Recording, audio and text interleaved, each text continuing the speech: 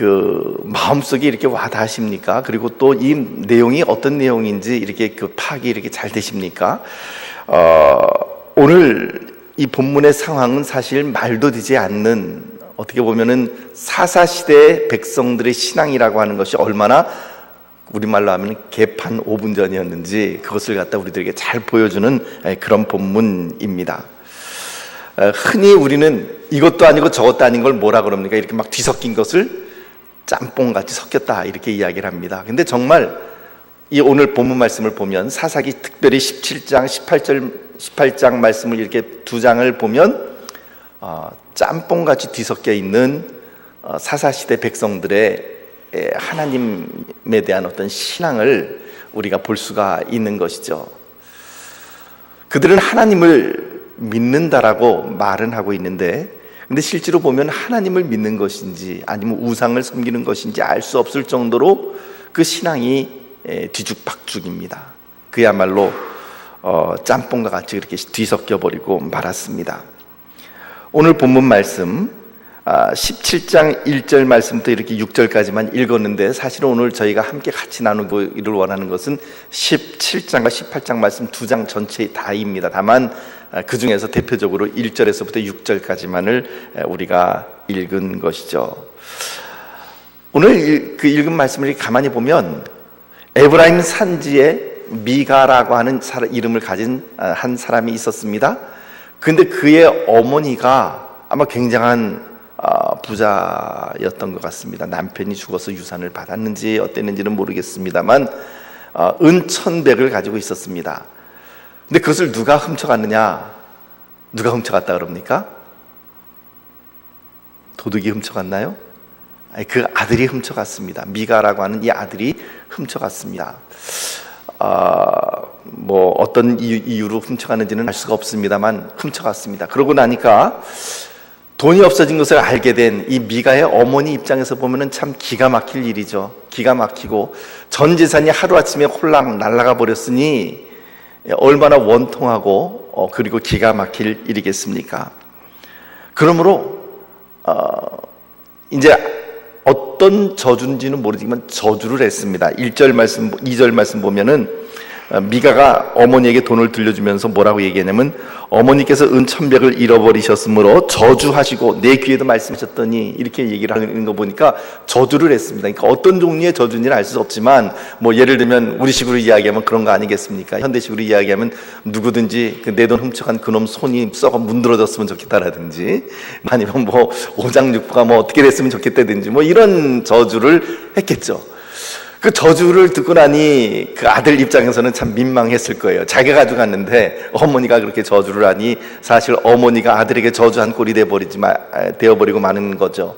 그래서 뭐 양심의 가책을 느꼈는지 아니면 그 저주가 그 저주를 받기 싫어서 그랬는지, 아니면 그 돈을 버리고 난 다음에 어머니가 끙끙 앓아 누웠는데 이 노인네가 곧 돌아가시게 될 정도로 상심했다든지, 뭐 어떤 연유인지는 모르지만 미가가 그의 돈을, 그 훔친 돈을 다시 어머니에게 돌려줍니다. 어머니에게 그 돈을 돌려줬더니 이 어머니가 하는 말이 그 다음엔 또 가관입니다. 뭐라고 얘기를 하냐면,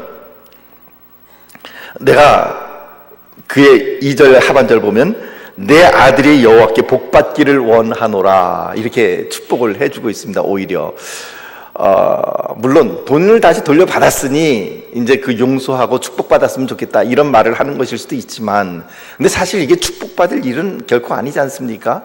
어머니의 돈을 훔쳐갔고, 그리고 이제 어머니가 상심하고 막 저주를 하니까 그 돈을 이제 어머니에게 돌려줬는데, 돈을 받자마자 이 어머니가, 예를 들면 정말 제대로 된 어머니라고 한다면은 타일러야 되고, 그리고 또한 따끔하게 야단쳐야 되고 뭐 이래야 될 것 같은데, 오히려 축복을 해주고 있는 그런 모습을 볼 수가 있습니다. 그뿐만 아니죠. 이제 그의 어머니가 이제 은천백을 하나님께 드리겠다라고 이야기를 합니다. 3절 말씀을 보면, 한번 3절 말씀을 볼까요? 3절 말씀 같이 읽어봅니다. 시작. 미가가 은 1,100을 그의 어머니에게 도로 주매 그의 어머니가 이르되 내가 내 아들을 위하여 한 신상을 새기며 한 신상을 부어 만들기 위해 내 손에서 이 은을 여호와께 거룩히 드리노라. 그러므로 내가 이제 이 은을 내게 도로 주리라. 여러분, 여기에서 지금 이 어머니가 우리가 바라보고 있는 하나님 신앙이라고 하는 관점에서 지금 그릇 행하고 있는 것이 어떤 것일까요? 내가 이제 이 은을 하나님께 거룩히 드리겠다라고 말을 하면서 무엇을 만들겠다고요? 한 신상을. 누구를 위해서? 아들을 위해서. 내가 내 아들을 위하여 한 신상을 새기겠다라고 이야기를 합니다. 그리고는 그것을 그 아들에게 은 1,100을 도로 돌려주게 되죠. 그랬더니 이번에는 그 미가가 아들이 그 돈을 받아서는 다시 그 어머니에게 또 돌려줍니다.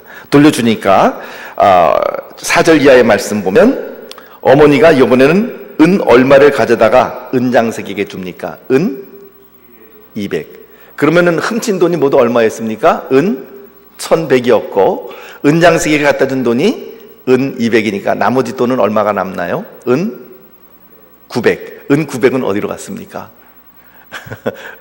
분명히 이 은을 내가 다 하나님께 거룩히 드리노라 라고 얘기를 했는데 은 900은 그냥 다시 자기 주머니로 돌아간 것이고 은 200을 바쳐서 이제 은 신상을 만들고 있는 모습을 봅니다. 그리고는 그 신상을 어디에 두었다고요? 미가의 집에 그 신상을 두었는데 미가가 그 자기 집에 신당을 만들고 에봇과 드라빔을 만들고 한 아들을 세워서 그의 제사장으로 세웠다.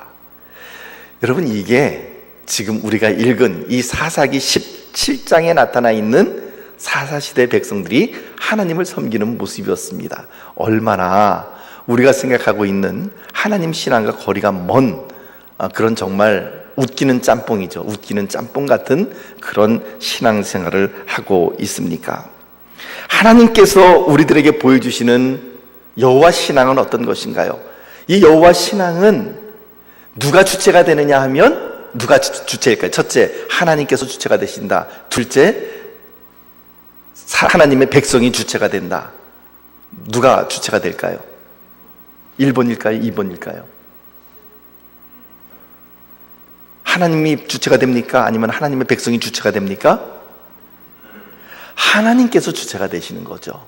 그래서 항상 구원은 어떻게 됩니까? 구원이 사람에게 임할 때도 커튼이 그 성소 휘장이 어떻게 위에서부터 아래로 갈라질지 아래에서 위로 갈라지질 않습니다. 그 말의 의미는 하나님께서 주체가 되시고 하나님께서 말씀하시고 하나님께서 주도권을 가지고 하나님의 백성들을 이끌어 오시는 것이지 하나님의 백성이 주체가 되어서 하나님을 이끌어가는 게 아니라고 하는 거죠. 그것이 바로 그리스도교요, 또한 그것이 바로 구약의 여호와 하나님의 신앙인 것인데, 달리 이야기하면 하나님 신앙은 무엇입니까? 하나님께서 말씀하시고 하나님께서 보여주시고 하나님께서 계시해 주시는 계시의 종교인데, 지금 이 사사기에 나타나 있는 모습은 본인의 입맛에 맞추어서 자의적으로 자기 뜻대로 행하고 있는 종교인의 어떤 모습을 볼 수가 있는 것이죠. 신상을 만듭니다. 에봇과 드라빔을 만듭니다. 그리고 거기에 이름 붙였겠죠. 뭐라고 이름을 붙일까요? 이것이 바로 하나님이다. 시내산에서 금송아지를 만들고 이스라엘 백성들이 이것이 바로 애굽에서 우리를 인도해낸, 이것이 바로 애굽에서 너희를 인도해낸 여호와 하나님이다라고 그렇게 선포했던 것처럼 아마 그 신상을 만들어 놓고도 그것이 아마 여호와 하나님이다라고 이 미가의 어머니가 아마 그렇게 이야기를 하지 않았겠습니까? 신상을 만들어 놨지만, 그리고 에봇과 드라빔을 만들어 놓았지만 그것은 결코 하나님이 될 수가 없습니다. 그리고 또한 제사장이 될 수 없는 자를 제사장으로 임명해서 복을 빌어주고 돈을 받고 예배를 인도하는 바로 이런 행태를 보여주고 있는 것이죠. 하나님도 누구를 위해서 존재합니까? 이렇게 되면 누구를 위해서 존재합니까? 하나님은 나를 위해서 존재하는 거죠. 미가가 그 신상을 만들었으니까 이 신상은 내가 만들었으니까 나를 위해서 존재하는 것이고 나에게 복을 부어줘야 되는 것이고, 그리고 나를 위해서 존재하는 것입니다. 여러분, 만약에 오늘 우리가 살아가는 현대 사회에서도 하나님이 나를 위해서 존재한다고 그렇게 믿는, 물론 그렇게 말하는 사람은 없을 거예요. 그런데 그렇게 실제로 믿는 사람들이 얼마나 많이 있는지 모릅니다. 이따가 제가 한번 말씀을 드릴게요. 하나님께서 나를 위해서 존재해야 되고, 하나님께서 나에게 복을 빌어주셔야 되고, 교회에서 목사님의 말씀을 선포할 때 나를 위해서 말씀을 선포해 줘야 된다고 생각을 한다면 그것은 정말 천만의 말씀이요 만만의 콩떡이라고 하는 것입니다. 그것은 그럴 수가 없는 것입니다. 이처럼 그럴 수 없는 일들이 일어나고 있는 것이 바로 사사시대, 바로 이 미가 시대에 일어나고 있는 일들인 것이죠. 성직에 대한 최소한의 규정과 가치가 버려졌습니다. 성직에 대한 최소한의 존중이 다 무너져 버렸습니다. 하나님도 그리고 교회도 나에게 복주기 위해서 존재하는 그런 수단이 되어버리고 말았던 것이죠. 오늘 이 미가의 이야기를 기록하고 난 다음에 6절 말씀에 아주 굉장히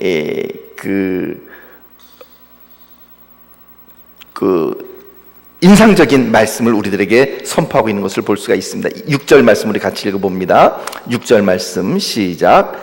그때에는 이스라엘의 왕이 없었으므로 사람마다 자기 소견에 옳은 대로 행하였더라. 자, 봅시다. 이 말씀이 왜 6절 말씀 가운데 기록되어 있을까요? 지금 이 말씀은 무엇에 대한 비판입니까? 무엇에 대한 비판이죠? 자, 1절부터 5절까지의 말씀은 지금 어떤 사건에 대한 이야기입니까? 지금까지 제가 얘기했던 미가와 미가의 어머니와 그리고 은시상을 부어 만든 그 미가 가정에 일어난 그 신앙의 이야기를 1절부터 5절까지 하잖아요. 그리고 난 다음에 미가 이야기를 하고 난 다음에 6절 말씀에 뭐라 그래요? 그때에는 이스라엘의 왕이 없었으므로 사람마다 자기 소견에 옳은 대로 행하였더라. 이렇게 지금 평가하고 있는 거예요. 그러니까 미가 가정에서 일어난 이 사건들이 누구 마음대로 했다는 것인가요? 자기 마음대로, 미가의 눈에 혹은 미가의 어머니의 눈에 옳은 대로 행하였다라고 하는 것을 지금 비판하고 있는 말씀이 6절의 말씀입니다. 여러분, 자기 소견대로 믿었던, 자기의 눈에 옳다고 생각했던 대로 믿었던, 결국 이 말씀의 의미는 무엇입니까? 이스라엘은 왕이 없었으므로, 물론 육신의 왕이 없었기 때문에 룰이 없어서 사람들이 자기 마음대로 행했다 이렇게 이야기할 수도 있지만, 그러나 실질적으로 지금까지 이스라엘 백성들에게 왕이 되었던 분은 누구십니까? 바로 하나님이시죠. 하나님께서 왕이 되어 이스라엘 백성들을 다스리시고 그리고 하나님의 말씀을 따라 이스라엘 백성들이 통치를 받아야 되는데, 이제 이스라엘에 왕이 없으므로, 육신의 왕도 없고 이제 하나님을 왕으로 모시지 않으니까 그 다음에는 어떤 일들이 일어납니까? 누가 왕이 됩니까? 누가 왕이 될까요?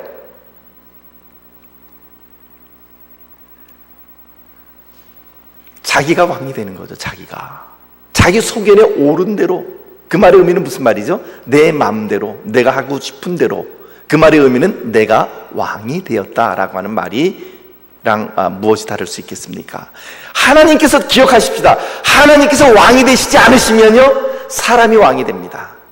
하나님께서 왕이 되지 않으시면 누가 왕이 됩니까? 내가 왕이 되는 것이죠. 한번 따라해 볼까요? 하나님께서 왕이 되지 않으시면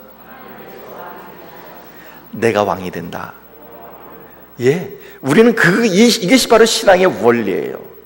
여러분, 세상에서 나는 하나님을 믿지 않고 나는 종교가 없어, 나는 절에도 다니지 않고 나는 무신론자야, 이렇게 이야기하는 사람들이 꽤 많이 있죠. 근데 정말로 그 사람들은 무신론자들일까요? 아닙니다. 그 사람들이 무신론자들이 아니라 그 사람들은 신을 다 섬기고 있습니다. 어떤 신을 섬기고 있을까요? 바로 나라고 하는 신을 섬기고 있는 거죠. 자기 주먹을 믿고 자기 능력을 믿고 자기가 가지고 있는 돈을 믿고 그렇게 해서 자기 자신이 신이 되어 있는 그 사람들이 바로 무신론자들이라고 하는 것이죠. 자기 소견에 옳은 대로 믿었던 미가의 신앙은 어떤 신앙이었습니까? 첫째로 미가의 신앙은 편리주의 신앙이었습니다. 다 같이 한번 따라해 볼까요? 편리주의 신앙. 이 편리주의 신앙이라는 건 뭘까요? 편한 대로 믿는다라고 하는 것입니다. 무엇이 옳은지 무엇이 그른지 진리가 무엇인지 거기에 대해서 전혀 고민할 필요가 없습니다. 그저 내가 편하면 그만이고 나에게 유익이 되면 그만인 것이죠. 그것이 바로 내 자신이 기준이래지고 내가 바로 왕이 되고 내가 바로 하나님이 되어버리는 그런 신앙 형태가 바로 편리의 신앙이라는 거예요. 미가는 자기의 집마당에 뭘 세웠다고요? 신당을 세웠다고요. 여러분, 그 당시에 하나님께서 사사시대에 이스라엘 백성들에게 어디에 와서 예배를 드리라 그랬습니까? 실로라고 하는 곳입니다. 엘리 제사장이 있었던 곳이죠. 한번 자막을 한번 지도를 한번 좀 띄워놔 주십시오. 잘 보이시나요? 그래도 조금 좀 낫습니다만은 이 지도에서 보시게 되면 그 지도의 가운데에 보라색으로 칠해져 있는 부분이 있죠. 그 지역이 됐습니다. 별로 불 안 꺼주셔도 돼요. 놔두세요. 그 지역이 바로 에브라임 지파가 차지하고 있는 곳이에요. 근데 여러분들께서 보시고 있는 지도에서 지금 그 오른쪽, 그러니까 드보라라고 하는 이 박스가 이렇게 하얀색 박스가 있고 드보라라고 써 있는 바로 그 밑에 베델이라고 있는데 그 베델에서부터 그 위쪽으로가 바로 에브라임 산지입니다. 그쪽이 바로 에브라임 산지인데 실로는 어디에 있느냐? 한번 그 실로가 어디에 있는지 커서로 좀 가르쳐 주실 수 있나요? 방송실에서 혹시 그거 잡아 주실 수 있나요? 안 되나요? 예. 바로 그 에브라임 산지, 그러니까 지금 이 드보라라고 되어 있는 바로 그 네모난 칸 바로 위에, 예, 보이시죠? 눈이 좋으신 분들은 보이시고, 눈이 조금 좀 안 좋으신 분들에게는 죄송합니다. 이게 우리 교회 아직 이 방송 시스템이 옛날 아날로그식이어서 이게 선명하지가 않아요. 그래서 좀 나중에 좀 대대적으로 좀 손을 봐야 할 필요가 있습니다만은 이 실로가 바로 어디냐면 에브라임 산지에서 뭡니까? 가깝습니까? 아주 가까워요. 지근거리예요. 그 다른 지파들 같은 경우는 지파 경계선을 넘어서 먼 곳에서부터 이렇게 와서 하나님께 제사를 드려야 되지만 에브라임 지파, 특별히 지금 미가가 살고 있는 이 에브라임 산지 사람들은 실로가 바로 엎드리면 코 닿을 때입니다. 그렇게 먼 곳에 있지 않습니다. 그럼에도 불구하고 자기 집 앞에 신당을 세웠다라고 하는 것은 무엇입니까? 물론 자기 자신을만을 위한 신을 만들고 싶은 그런 것도 있었겠지만 아마도 그 실로로 내려가고자 하는 어떤 그런 수고함을 별로 원치 않았던 것 같습니다. 살아가는 성도 여러분, 그러므로 미가가 자기 집 마당에 신당을 세웠다라고 하는 것은 하나님께서 명령하신 그 명령을 따라 실로까지 내려가고 싶지 않은, 즉 어떻게 보면 좀 편한 대로 살고 싶어하는 편리주의에 입각한 그런 신앙이었다는 것을 우리에게 보여주는 것이죠. 사랑하는 성도 여러분, 우리가 신앙생활을 하면서 우선적으로 고려해야 될 것이 있고 가장 소중하게 생각해야 할 가치가 있습니다. 우리가 교회에 나와서 신앙생활을 할 때 정말로 우리가 그 생각을 할 때 가장 소중하게 생각해야 되는 것이 있습니다. 그것이 무엇이냐면 내가 뭘 기뻐하는가, 내가 얼마나 편안한가, 이것을 따지면서 신앙생활을 하는 것이 아니라 하나님께서 뭘 기뻐하시는가, 하나님께서 나에게 요청하고 계시는 것이 무엇인가, 무엇이 진리이고 무엇이 올바른 것인가, 그것을 생각하면서 신앙생활을 해야 되는 것이죠. 나에게 유익한 것을 따지는 것이 아니라 하나님에게 유익한 것, 하나님에게 영광이 되는 것이 무엇인가를 생각하며 살아가야 한다는 것이죠. 편리주의 신앙은요, 자기가 편한 대로 살아갑니다. 근데 여러분, 편안한 것하고 평안한 것하고 어떤 차이가 있을까요? 몸이 편안하다, 심령이 평안하다, 말은 비슷하죠. 편안과 평안, 어떤 차이가 있겠습니까? 편안한 것은 무엇이 편안한 거죠? 물론 상황이 편안한 것일 수도 있겠지만 일반적으로 보면 편안이라고 하는 것은 내 몸 편하게 하려고 하는 나에게서부터 나오는 게으름과 나태함으로 인해서 나오는 것이 내 몸이 편안한 것을 추구해 나가는 것입니다. 반면에 평안은 누구에게부터 나오는 것일까요? 하나님으로부터 오는 것이죠. 그래서 예수님께서도 그렇게 말씀하십니다. 나의 평안을 너희에게 주노라. 내 평안을 곧 너희에게 미치노라. 이렇게 말씀을 하는 것이죠. 여러분, 평안, 하나님께서 주시는 평안을 위해서는요, 내 몸이 편하고자 하는 편안함을 포기할 수 있어야 되는 것이죠. 쉽게 얘기하면 이런 것이죠.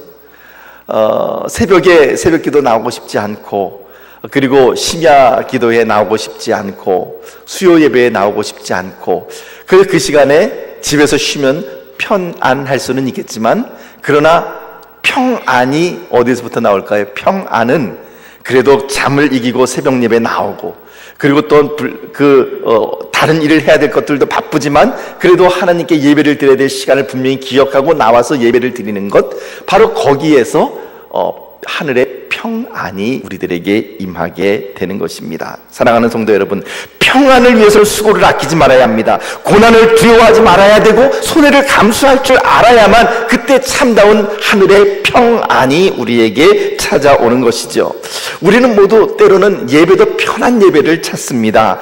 자기에게 익숙한 예배, 몸이 편한 예배를 찾습니다. 그래서 주차장이 넓은 교회를 찾아가기도 하고요. 그리고 그 시스템이 잘 갖춰져 있는, 시설이 잘 돼 있는 교회를 찾아가기도 합니다. 그러나 하나님을 섬기고 교회를 섬기고 낮은 자를 섬긴다는 것은 편안함을 추구하는 것이 아니라 하늘의 평강을 추구하는 것입니다. 복음을 전한다는 것은 편안한 육신의 편안함을 포기하는 것입니다. 핍박과 고생을 전제로 하는 것이죠. 여러분, 사도 바울이 복음을 전할 때 육신의 편안함을 따라서 그렇게 복음을 전했겠습니까? 아니요, 전혀 그렇지 않습니다. 사도 바울이 복음을 전할 때 어떻게 전했나요? 우리 고린도후서 11장 23절에서 27절 말씀, 사도 바울이 어떻게 고백하고 있는지 한번 봅시다. 같이 읽어볼까요? 시작. 그들이 그리스도의 일꾼이냐 정신없는 말을 하거니와 나는 더욱 그러하도다. 내가 수고를 넘치도록 하고 옥에 갇히기도 더 많이 하고 때로 수없이 맞고 여러 번 죽을 뻔하였으니 24절 유대인들에게 40에서 하나 감한 매를 5번 맞았으며 25절 3번 태장으로 맞고 1번 돌로 맞고 3번 파손하고 일주야를 깊은 바다에서 지냈으며 26절 여러 번 여행하면서 강의 위험, 강도의 위험, 동족의 위험, 이방인의 위험, 시내의 위험, 광야의 위험, 바다의 위험, 거짓 형제 중에 위험을 당하고 27절 또 수고하고 애쓰고 여러 번 자지 못하고 줄이며 목마르고 여러 번 굶고 춥고 헐벗었노라. 여러분, 사도 바울이 복음을 전하기 위해서 했던 것이 뭡니까? 일신의 편안함을 추구했나요? 일신의 편안함을 추구했다면 저렇게 해야 될 이유가 없습니다.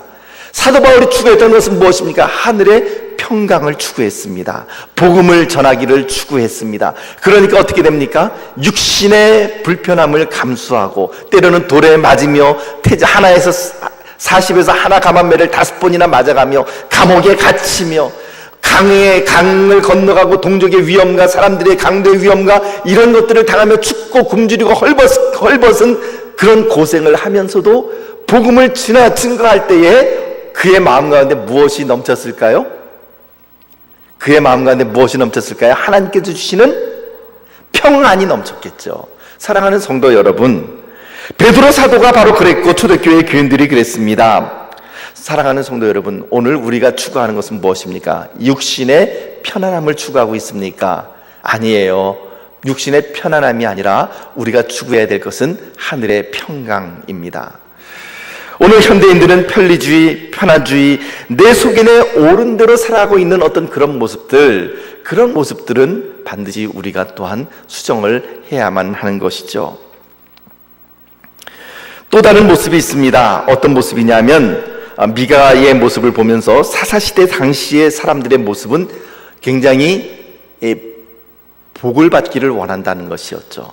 아마 그것은 요즘도 우리 사회도 마찬가지 아니겠습니까? 누구든지 복 받기 싫어하는 사람이 어디 있겠습니까? 그런데 문제는 그 복을 받기 위해서 뭘 해야 되느냐라고 하는 것입니다. 미가는 어머니의 돈 은 1,100을 훔쳤죠. 은 1,100 하니까 뭐가 생각나는 게 없나요? 은 1,100. 어떤 돈하고 좀 비슷했나요? 여러분들께서 이렇게 잘 잊어주셔서 제가 얼마나 감사한지 모릅니다. 너무나도 잘 기억하고 계시면 그래도 좀 기억해 주셨으면 좋겠습니다. 은천백은 바로 삼손을 들릴라가 팔아 넘길 때에, 그죠? 블레셋 방백들로부터 한 사람당 받기로 한 돈의 액수가 은천백이었습니다. 그래서 굉장히 거대한 돈이라고 그때 말씀을 드렸죠. 이 은천백을 미가가 훔쳤습니다. 근데 이 많은 돈, 이 큰 돈이 얼마나 큰 돈이었는가? 나중에 미가가 떠돌이 레위인을 제사장으로 고용하고 정한 연봉이 얼마냐면 1년에 은 10개였습니다. 연봉이 은 10개니까 은 1100이면은 몇 년치 연봉일까요? 11년이 아니라 1100 나누기 10만 하나 빼면 몇 년일까요? 110년. 110년 어치의 연봉, 그러니까 목사 연봉 110년 어치의 연봉에 해당되는 돈이 은 1100이었다라고 하는 것이죠. 어마어마한 그 돈을 가지고 왔을 때에 그 어머니는 사건과 돈의 처리를 굉장히 이상하죠. 우선 도둑질한 아들을 축복합니다. 그리고 아까 말씀드린 것처럼 은 900개는 자기가 떼어먹고 그 중에서 은 200개를 가지고서 신상을 만드는데, 그 신상을 만들었을 때 뭐라고 얘기를 하냐면 3절 말씀 아까 우리가 읽었습니다만 우리 다시 한번 읽어봅시다. 3절 말씀 같이 읽어봅니다. 시작. 미가가 은 1100을 그의 어머니에게 도로 주매 그의 어머니가 이르되 내가 내 아들을 위하여 한 신상을 새기며, 지금 여러분 여기에서 우리가 주목해야 될 게 바로 뭐냐면 내 아들을 위하여 은 신상을 새기며 라고 하는 이 말입니다. 이 말이 아무렇지도 않은 것 같지만 이 말에서 지금 우리가 느낄 수 있는 것이 무엇입니까? 지금 이 은신상을 만들 때 뭐라 그랬어요? 내가 여호와께 이 은을 드리노라 라고 그렇게 얘기를 했으니까 그 은신상을 만들어서 아마 분명히 이것이 바로 하나님이다 라고 얘기를 했을 거예요. 그런데 그 하나님을 만들면서 누구를 위해서 이 은신상을 부어 만다고요? 내 아들을 위해서, 내 자녀를 위해서. 이 말의 의미는 하나님은 존재하는데 누구를 위해서 존재해야 되는가? 내 아들을 축복하기 위해서 존재해야 된다라고 하는 것을 의미합니다. 이것이 바로 우리의 모습의 본질인 것이죠. 하나님을 섬기는 것 같지만 그 은신상을 세워놓고 그 은신상 앞에 분명히 또 기도했고 섬겼겠죠. 그런데 그 은신상을 섬기는데 그 은신상은 기본적으로 누구를 위한 것이어야만 합니까? 자기 아들에게 축복을 주고 자기 가정에 축복을 주는 그런 모습이어야만 했다라고 하는 것입니다. 물론 하나님은 하나님을 믿는 백성들에게 복을 주십니다. 하나님의 복을 누리고 살아가는 것은 성도의 당연히 누려야 할 특권이죠. 저는 여러분들의 가정이, 여러분들의 자녀가 복을 받기를 축복합니다. 그런데 하나님을 단순히 나에게 복을 주시는 분으로만 전락시켜버리게 되면 그것이 바로 기복주의 신앙이 되어버리고 만다라고 하는 것입니다. 하나님은 존재하는데 내가 하나님을 위해서 존재하는 것이 아니라, 내가 하나님을 위해 섬기는 것이 아니라 하나님이 나를 위해서 섬겨주셔야 되고 하나님께서 나에게 축복해 주셔야 되는 것, 바로 그것이 기복주의의 신앙이 아니면 무엇이겠습니까? 17장 13절 말씀을 보시고 17장 13절 말씀도 한번 읽어볼까요? 같이 읽어봅니다. 시작. 이에 미가가 이르되 레위인이 내 제사장이 되었으니. 자, 제사장은 원래 누구의 제사장입니까? 하나님의 제사장이죠? 맞습니까? 네, 하나님의 제사장이어야 돼요. 그런데 지금 이 미가는 뭐라 그런 말을 합니까? 내가 이제 레위인이 내 제사장이 되었으니. 왜 그럴까요? 왜 이런 말을 하고 있는 것일까요? 예? 왜 내 제사장이라고 얘기를 할까요? 자기를 위해서 물론 좋게 해주는 것이니까. 예, 그렇죠. 근데 기본적으로 내가 월급을 준다 이런 말이죠. 내가 사례를 주는 제사장을 내가 고용했으니 내 제사장이다 라고 이야기를 하는 것입니다. 사랑하는 성도 여러분, 혹여라도 우리가 신앙생활을 하는 가운데서 꿈에라도 그런 말씀들은 하지 말아 주시기를 바랍니다. 특별히 우리 교회에서 그렇다는 것이 아니고요. 이상한 교회들을 보면은 목사님 사례를 우리가 준다라고 그렇게 이야기를 합니다. 그 말의 의미는 뭘까요? 우리를 위해서 봉사해야 된다라고 하는 말을 하고 있는 것이죠. 여러분, 그러나 그것이 아닙니다.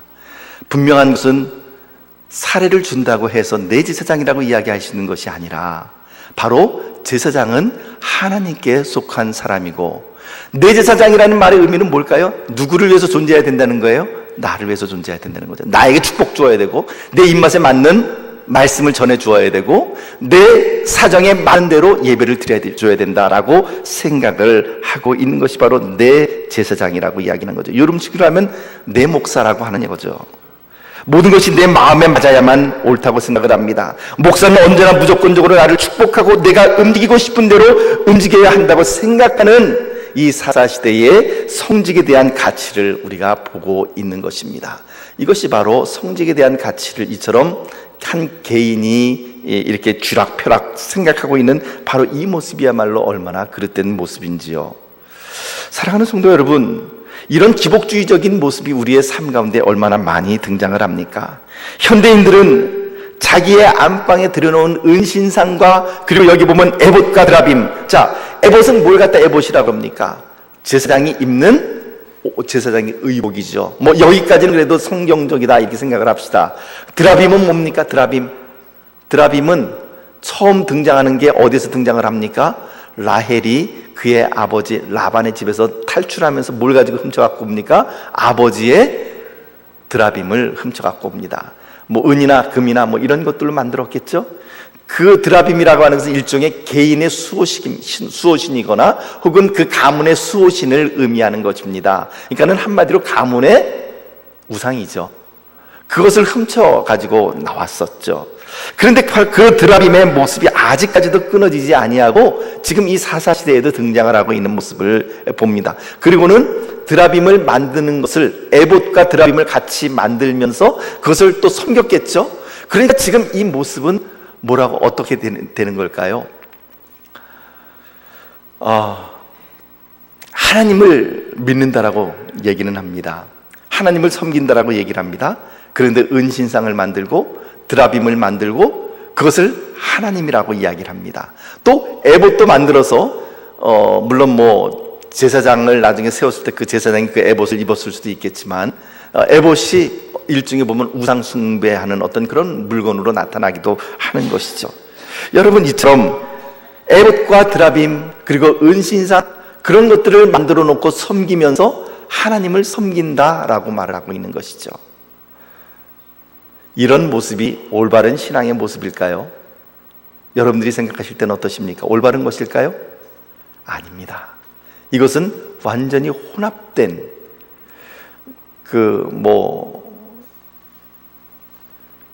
그러니까는 점집에서 점을 치는데 부처상도 갖다 놓고 또 한쪽에는 십자가도 갖다 놓고 그리고 또 한쪽에는 마리아상도 갖다 놓고 뭐 이런 모습처럼 이렇게 보여지는 것이죠.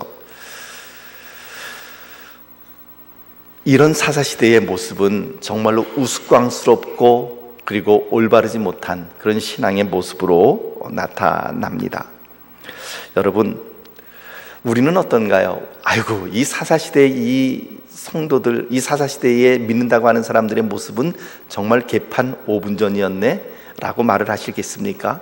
우리는 이런 일 없습니까? 아니, 우리는 은신상을 만들어 놓진 않지만 눈에 보이지 않는 무엇인가 에봇과 드라빔과 은신상을 우리가 만들어놓고 있지는 않습니까? 여러분, 만약에 지난번에도 한번 말씀 드렸습니다만 우리의 자녀가 고3이 되었기 때문에 이제 여기는 별로 그런 분들을 별로 없겠습니다만은 우리의 자녀가 고3이 되었을 때 예배드리러 나오는 것보다는 그 시간에 학원에 가 있어야만 마음이 든든하고, 고3짜리가 예배드리러 나와서 예배를 드리고 있는 모습을 보면 마음이 불편하고, 내 자녀는 지금 예배당에 나와서 지금 열심히 공부해야 되는데 왜 이 시간에 나와서 예배를 드리고 있을까? 만약에 이런 마음을 품고 있다고 한다면 우리 마음에는 이미 명문대학에 대한 혹은 내 자녀의 성공에 대한 드라빔, 그리고 내 자녀의 성공에 대한 우상을 이미 만들어 놓고 섬기고 있는 것과 다를 바가 없습니다.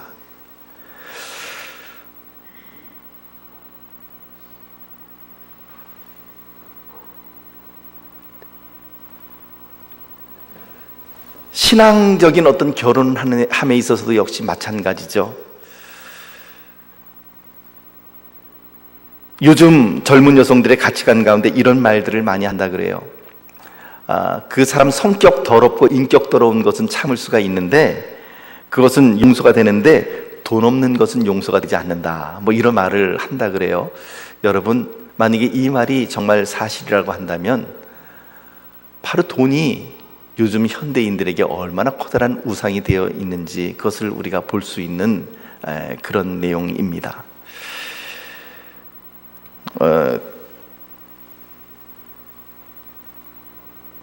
가정마다 성공지상주의 드라빔과 에봇을 갖다 놓고 예배를 드리고 있는 것이 혹시 우리들의 모습은 아닌지 우리가 한번 심각하게 생각을 해볼 필요가 있습니다. 미가 집안의 우상스러운 신앙 행태는 이제 18장으로 넘어오면서 더욱 복잡한 양상으로 전개가 됩니다. 떠돌이 레위인이 미가의 집을 찾아오자 이제 그 떠돌이 레위인을 아까도 말씀드린 것처럼 연봉 은 10개를 주면서 고용하기로 하고, 그리고 그를 자기 집안의 가문의 제사장으로 삼았습니다. 그런데 18장에서는 단지파 전체가 이제 살 곳을 떠돌아다니다가 미가의 집과 이렇게 부딪히게 되는 것이죠. 그들이 보니까 미가의 집에 레위인 제사장이 있습니다. 네가 어찌하여 이곳에 와서 제사장이 되었는지, 우리 단지파가 살 곳을 찾을 수 있겠는지를 질문을 하자 레위인이 점장이 같은 축복을 합니다. 18장 6절 말씀이죠. 거기 보면 이렇게 기록을 합니다. 그 제사장이 그들에게 이르되 평안히 가라, 너희가 가는 길은 여호와 앞에 있느니라 하니라. 단지파는 그 엉터리 제사장의 말을 믿고 라이스라고 하는 곳으로 가는데 정말로 이 제사장의 말이 영험이 있었는지 아니면 우연히 그렇게 되는지 알 수는 없지만, 그러나 그 라이스라고 하는 곳은 정말로 땅이 풍족하고 부유하고, 그리고 그 백성들은 전쟁을 모르는 아주 온순한 사람들이 살고 있었던 곳이었습니다. 전쟁이 무엇인지 알지 못하는 바로 그런 곳이었기 때문에 이 단지파는 맘만 먹으면 아주 어린아이 팔을 비틀듯이 그 땅을 차지할 수 있게 되었고, 그래서 이제 그들은 그 단지파는 그 라이스를 정복하기 위하여 떠나가게 되죠. 특별히 미가와 단지파의 만남을 예고하는 18장 1절 말씀은 이해하기 힘든 말씀으로 이렇게 시작을 합니다. 18장 1절 말씀을 같이 읽어봅니다. 18장 1절 시작. 그때에 이스라엘에 왕이 없었고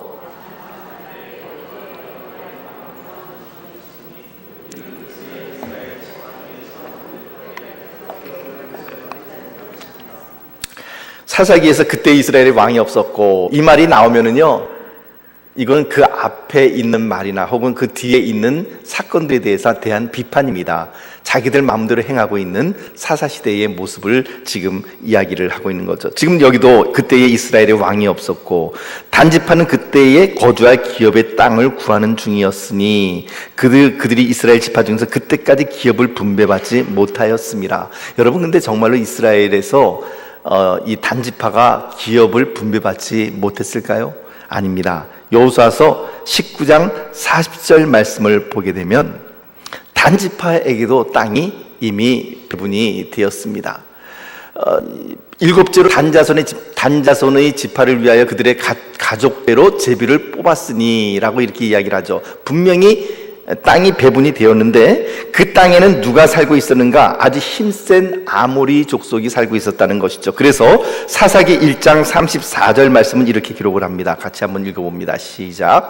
아모리 족속이 단자손을 산지로 몰아놓고 골짜기에 내려오기를 용납하지 아니하였으며, 자, 여기 골짜기라는 것은 쉐펠라를 의미합니다. 지난번에도 말씀드렸던 것처럼 평지죠. 어느 정도 이제 약 한 300-400m 정도에 있는 그 고원지대에 있는 평지인데 그것을 일컬어서 골짜기라고 이렇게 표현을 해놓고 있습니다. 아모리 족속은 평지에 살고 있었는데 단자손들이 평지에 내려오는 것을 용납하지 않았다라고 하는 것입니다. 그만큼 아모리 족속이 힘이 셌고 그들이 가지고 있는 무기가 강대했음을 보여주고 있는 것이죠. 하나님은 그럼에도 불구하고 믿음으로 아모리 족속을 쫓아내고 그 땅을 차지할 것을 단지파에게 명령하시고 그 땅을 제비 뽑아 주셨는데, 정작 단지파는 무엇입니까? 왜 두려워합니까? 나보다 힘이 센 것 같거든요. 그 사람들이랑 전쟁했다가는 우리가 피 흘릴 것 같으니까. 그러니까 전쟁을 하면서 치러야 될 자신들의 피 흘림과 희생이 싫었던 것이 바로 이 단지파의 모습이었습니다. 그래서 그들은 아모리 족속과는 감히 제대로 덤비지를 못하고 지금까지 제대로 된 땅을 얻지 못하고 비좁은 땅에서 불편하게 살아가고 있었고, 그래서 어떻게 해서든지 좀 더 다른 땅으로 좀 확장시켜 나가고 싶어 했는데, 그것이 바로 라이스라고 하는 곳으로 옮겨가서 이제 그것을 정복하는 그런 모습으로 나타나게 되는 것입니다. 이 단지파 사람들은요, 그래서 어떤 사람들을 상징하냐면 이런 사람들을 상징합니다. 내가 무엇인가를 얻기 위해서 피 흘려야 하고 싸워야 하고 그리고 희생을 해야 되는데, 희생하기 싫고 싸우기 싫고 피 흘리기 싫어해서 그 자리를 그냥 떠나버리는 거죠. 그것을 피해버리는 그런 사람들인 것이죠. 오늘날도 현대판 단지파와 같은 떠돌이 교인들이 많이 있습니다. 자신의 신앙의 땅을 얻기 위해 흘려야 할 땀이 있고 그리고 수고와 고난이 있는데, 그 땀과 수고와 고난과 또 때로는 흘려야 될 피를 마다하고 그냥 육신의 일신의 편안함을 취하여 이리저리 떠돌아다니고 있는 사람들인 것이죠. 이분들은 조그마한 갈등이 생기면 다닙니다. 작은 헌신과 희생이 필요한 자리에서 그분들의 헌신과 희생이 필요하다고 말씀을 드리면 필요한 자리에 가지 않고 그 자리를 피해버리는 사람들인 것이죠. 바로 그러한 희생과 헌신의 자세가 없는 떠돌이 교인이 많은 시대, 바로 그때가 사사시대였는데, 바로 오늘날도 어찌 보면은 편안함을 찾아 추구하며 살아가는 현대인들의 모습이 바로 이런 사사시대 교인의 모습과 굉장히 유사하다라는 생각을 하게 됩니다. 사랑하는 성도 여러분, 오늘 이 말씀을 통하여 우리들에게 분명히 하나님께서 경고하시고 있는 말씀이 있습니다. 그것은 첫째, 우리가 이 사사시대 시대에 이 사람들의 신앙을 우리가 그대로 본받아서는 결코 되지 않는다는 것입니다. 하나님께서 우리에게 경고하시고 있는 말씀은 뭡니까? 이 사사기 말씀을 통하여 경고하고 있는 것은, 하나님을 왕으로 삼지 않으면 누가 왕이 된다고요? 내가 왕이 된다고요. 내가 왕이 되어서 내 속에 옳은 대로 행하려고 하는 것이 우리 인간의 부패된 속성인 것입니다. 사랑하는 성도 여러분, 그러므로 내가 왕이 되지 않기 위해서는 어떻게 합니까? 끊임없이 하나님의 말씀 가운데 내 자신을 복종시켜야 되고, 하나님의 말씀이 나에게 명령하시는 대로 가라 그러면 가고, 멈추라 그러면 멈추는 순종의 모습으로 나아가는 것, 그것이야말로 사사시대의 모습에, 사사시대 교인들의 모습을 닮지 않을 수 있는, 내가 하나님이 되지 않을 수 있는 유일한 방법입니다. 저는 저와 여러분들께서 바로 그러한 오직 하나님의 말씀을 따라 앞으로 나아가는 그러한 사람들이 되시기를 축복합니다. 사사시대 교인들의 모습, 자기 자신이 왕이 되니 어떻게 됩니까? 하나님도 나를 위해서 축복해 줘야 되죠. 하나님은 나를 위해서 존재해야 됩니다. 목사님의 말씀이 조금 좀 내 마음에 옳지 않아, 내 마음에 꺼리키면, 내 마음에 불편하면 떠나가 버립니다. 그러나 그러한 떠돌이 신앙과 같은 그런 모습들, 기복주의적인 그런 신앙들, 하나님을 섬기기보다는 나의 성공과 내 자녀의 성공을 섬기려고 하는 그러한 모습들, 편안하고자 모든 것을 포기해버리려고 하는 그런 모습들, 그런 모습들은 마땅히 우리들 가운데서 제거가 돼야 될 것이고, 오늘의 삶이 하나님 앞에 어떻게 하면 순수하게 나갈 수 있을 것인가, 어떻게 하면 이 사사시대의 교인들의 모습처럼 그때에 왕이 없었으므로 백성들이 자기 소견에 옳은 대로 행하였더라라고 하는 이 말씀이 이루어지지 않으려면 우리가 어떻게 살아야 할 것인가? 답은 단 하나입니다. 하나님의 말씀, 그리고 그 말씀에 대한 절대적인 순종, 그것으로 나아가는 저와 여러분들이 되시기를